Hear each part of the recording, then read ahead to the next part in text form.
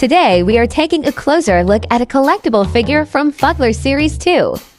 Each character in this series has a unique design. We will go through the list of these characters, and last but not the least in this video we reveal which one we received.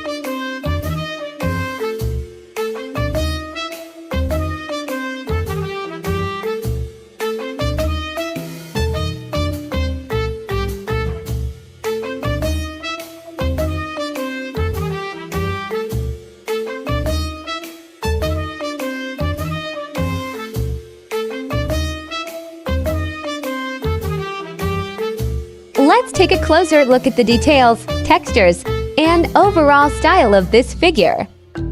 If you enjoy collectible reviews like this, feel free to share your thoughts and let me know which character you would like to see next.